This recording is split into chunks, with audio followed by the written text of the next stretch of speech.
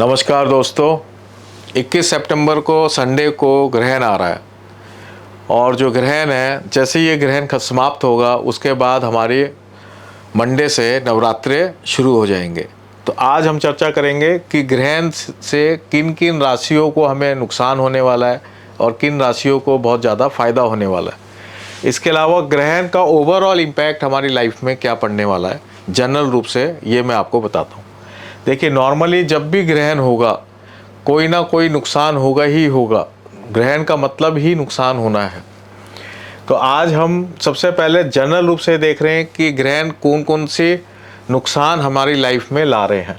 तो सबसे पहले हम बात कर रहे हैं कि ये जो ग्रहण है ये उत्तर फाल्गुन नक्षत्र तीसरे चरण के अंदर पड़ रहा है। सूर्य और चंद्रमा जो है उस दिन उत्तर फाल्गुन नक्षत्र तीसरे चरण में होंगे। उत्तर फाल्गुन नक्षत्र क्या काम करता है, क्या हमारे जीवन में ये इसकी उपयोगिता है। तो ये जो नक्षत्र है इसके जो स्वामी हैं वो आर्यमन देवता हैं। आर्यमन देवता जो है, आप अगर आपने कभी विवाह की रस्म को आपने देखा होगा तो आर्यमन देवता का आह्वान किया जाता है जब भी हम कोई विवाह की सप्तती पूजा जब हम कराते हैं तब उस आर्यमन देवता का आह्वान किया जाता है। आर्यमन देवता के बिना कोई भी विवाह संपन्न नहीं हो सकता। आर्यमन देवता जो है वो हमारे अनुबंध के कारक हैं। जितने भी प्रकार के हमारे जीवन में एग्रीमेंट होते हैं उसके जो देवता हैं वो आर्यमन देवता है।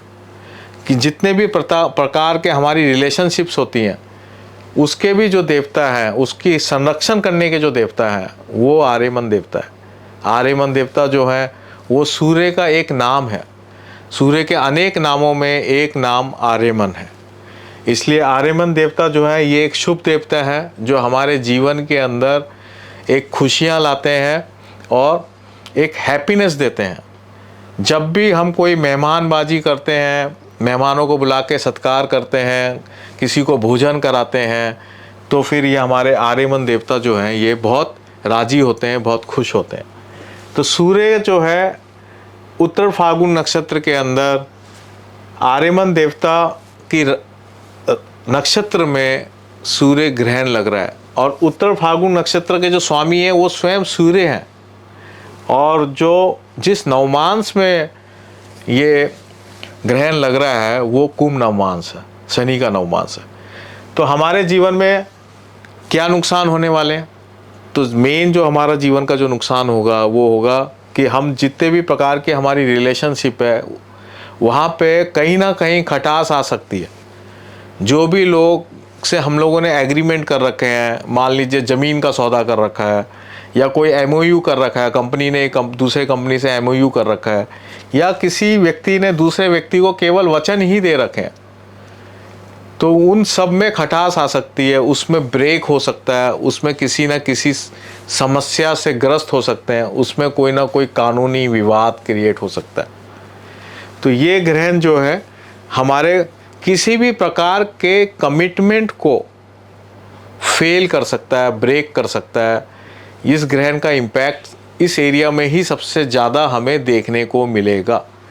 हर राशि का अलग अलग रिजल्ट आएगा कि किसके कौन से क्षेत्र में कमिटमेंट फेलियर हो रहा है, उसके लाइफ के कौन सा क्षेत्र जो है धोखा मिल रहा है, वो सबका अलग अलग आएगा। लेकिन कॉमन रूप से जो हम अगर हम देखें तो कहीं ना कहीं हमारे जीवन में धोखा मिल सकता है हमें, और कोई ना कोई कमिटमेंट का फेलियर हो सकता है। अब हमें इसमें क्या करना चाहिए सबसे बेस्ट?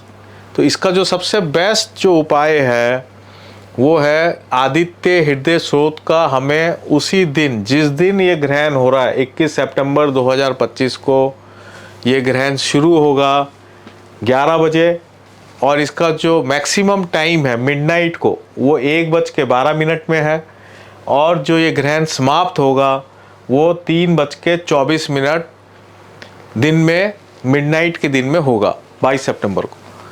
तो ये जो ग्रहण के जो टाइमिंग्स हैं रात के 11 बजे से लेके 3:24, ये पूरा जो रात है इसमें सूर्य ग्रहण होगा।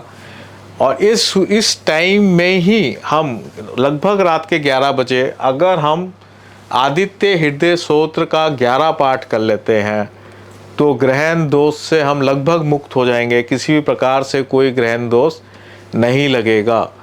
दूसरी बात यह है कि क्योंकि ये ग्रहण हमारे देश में, भारत की भूमि में ये दिखाई नहीं देगा, तो इसका इम्पैक्ट कोई मंदिर वगैरह में किसी भी जगह नहीं पड़ेगा।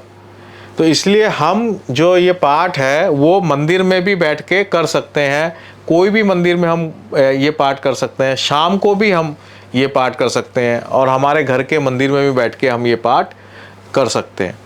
लेकिन ये दिखाई नहीं दे इसका मतलब ये नहीं है कि ये हमारे पर्सनल जीवन में इसका इम्पैक्ट नहीं आएगा, इसका असर हमारे जीवन में ज़रूर आएगा। तो एक तो आपको मैंने बताया कि आदित्य हृदय स्तोत्र का आप रेगुलर ये पाठ करें। इसके अलावा आर्यमन भगवान का आह्वान करें, उनके मंत्रों का भी जाप करें। इसका जो मंत्र है आप इस तरीके से सिंपल मंत्र कह सकते हैं, ओम आर्यमन नमः। ये मंत्र का भी आप जो है 3 बार या 3 माला हम इसका जाप कर सकते हैं। तो इससे भी क्या होगा कि इनकी पुष्टि होएगी। इसके अलावा एक सिंपल जो उपाय जो आप मंत्रों के साथ नहीं करना चाहते हैं, दूसरा कोई उपाय करना चाहते हैं, तो उत्तर फाल्गुन नक्षत्र के जो पशु है वो गाय है और सूर्य की जो वस्तु है वो गुड़ है।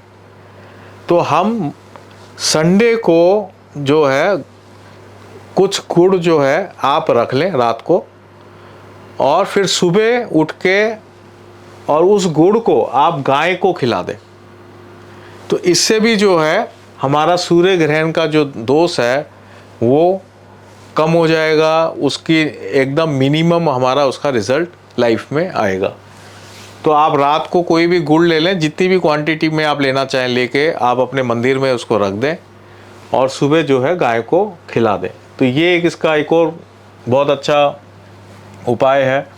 देखिए तीसरा जो है उत्तर फाल्गुन नक्षत्र का जो पेड़ है वो बेर की झाड़ी है, बेर। तो आप एक और उपाय कर सकते हैं कि आप सुबह उठ के जब हम नवरात्रा की स्थापना करते हैं और देवी का आह्वान करते हैं तो उस दिन हम प्रसादी में बेर रख सकते हैं। आप बेर लाके, अगर आपके यहाँ उपलब्ध हो बेर और आपको आपके यहाँ पे जैसे भी बेर आपके उपलब्ध हो, उन बेरों को लाके आप जो है देवी के जब आप अनुष्ठान करेंगे तो उसमें आप उसमें भोग चढ़ा सकते हैं। तो उससे भी आपका जो है इस सूर्य ग्रहण का जो नेगेटिव इम्पैक्ट है ये बहुत कम हो जाएगा। सबसे अच्छी बात यह है कि सूर्य ग्रहण के बाद ही हमारी जो है नवरात्रि शुरू हो रही है। तो हम जैसे ही सूर्य ग्रहण के बाद नवरात्रि में हम जो भी पूजा आराधना करेंगे तो उससे भी सूर्य ग्रहण का जो असर है वो बहुत ज़्यादा तेज़ी से कम हो जाएगा। तो दोस्तों इस तरीके से मैंने आपको बताया कि ओवरऑल ये आपके ग्रहण जो है जनरल रूप से हर राशि में कॉमन रूप से क्या इम्पैक्ट डाल रहा है। अब मैं आपको जो है राशि वाइज ये बताऊंगा कि कौन सी राशि में कौन सा ग्रहण का मतलब क्या हमें फ़ायदा और नुकसान होगा। अब हम मिथुन राशि पे चर्चा करते हैं कि मिथुन राशि के जीवन में ये ग्रहण कहाँ पे इम्पैक्ट करेगा, किस एरिया में हमें ग्रहण लगाएगा। तो अभी हम जैसे मैं आपको बता रहा हूँ कि ये जो ग्रहण है कन्या राशि में हो रहा है जो चौथे घर के अंदर है और राहु जो है वो 9th हाउस में है। जैसे मैंने आपको बताया था कि जहाँ राहु होगा वहाँ भी ग्रहण का इम्पैक्ट जाएगा। तो अब अपन ये इससे अनुमान लगा सकते हैं कि ग्रहण आपके जीवन में कहाँ कहाँ इम्पैक्ट देगा। तो सबसे पहले जो ग्रहण का जो इम्पैक्ट है वो आपके पेरेंट्स की हेल्थ को लेके होगा। आप अपने पेरेंट्स की हेल्थ पे विशेष ध्यान दें और किसी भी प्रकार से पेरेंट्स से मन मुटाव नहीं करें, ये आप विशेष ध्यान दें। दूसरा ये भी हो सकता है कि आप जो है अपने घर से दूर जा सकते हैं, पेरेंट्स से दूरी बन सकती है, चाहे वो काम की वजह से जाना हो या किसी भी अन्य कारणों के कारण आप दूर जा सकते हैं। तो ये भी इसमें चीज़ दिखाई देती है। और दूसरा जो आपका जो सबसे बड़ा जो क्षेत्र है जहाँ आपको समस्या आ सकती है वो भूमि संबंधित विवाद। तो आपके फैमिली में जो फैमिली के जो आपके ज़मीनें के विवाद हैं वहाँ पे आपके विवाद हो सकते हैं। कोई आपने पहले से कोई डिविज़न्स की बात कर रखी हो तो हो सकता है वो कैंसिल हो जाए। आप कोई ज़मीन ख़रीदना चाहते हैं, ऑलरेडी आपने उस पर साई दे रखी हो, कोई एग्रीमेंट कर रखा हो, तो वो भी विवादित हो सकती है। और ज़मीन से संबंधित कोई कानूनी मसला भी आ सकता है। तो ये सब विवाद जो है आपका ग्रहण लेके आएगा। ठीक है, ग्रहण का जो नॉर्मली इम्पैक्ट होता है वो 3 महीने तक होता है। 3 महीने तक तो ये सब चीज़ें हमारे जीवन में चलती ही चलती हैं। तो 2 एरिया आपने बिल्कुल क्लियर आपको समझ में आ गए कि ज़मीन से रिलेटेड और पेरेंट्स से विवाद। तीसरा जो एरिया है जो मुझे लगता है वो घर की शांति है, कि घर में किसी भी प्रकार से जो है थोड़ा अशांति का माहौल रहे। और ख़ासकर आपकी अगर बुआ है, बहन है, तो वहाँ से भी कुछ विवाद आपको आ सकता है, या उनके यहाँ कोई परेशानी हो जो जिसको आपको उसका सॉल्यूशन देना पड़े या आपको उसमें इन्वॉल्व होना पड़े, ये भी चीज़ इसमें आती है। तो दोस्तों ये था मिथुन राशि का ग्रहण का। अब मैं आपको उपाय बताता हूँ। उपाय बड़ा सिंपल है कि आप जो है 900 ग्राम आप गुड़ लें और 4 गायों को आप खिला दें, या 900 ग्राम गुड़ लें और 4 दिन तक गायों को खिलाएं, 4 डेज़ तक। 900 ग्राम गुड़ पर डे लेना है हर दिन, और 4 दिन तक आपको गायों को खिलाएंगे तो आपको जो है इस ग्रहण का बिल्कुल न्यूनतम इसका असर पड़ेगा और आपके जीवन में जो है खुशहाली वापस आ जाएगी। तो दोस्तों आप जो है मेरे ग्रुप से भी जुड़ सकते हैं, और मेरे व्हाट्सएप चैनल से जुड़ने के लिए आप दिए हुए नंबर पे मेरे से संपर्क करें, ताकि आपको वहाँ पे नई नई मेरी इंफॉर्मेशंस आपको मिलती रहे। धन्यवाद दोस्तों, नमस्कार।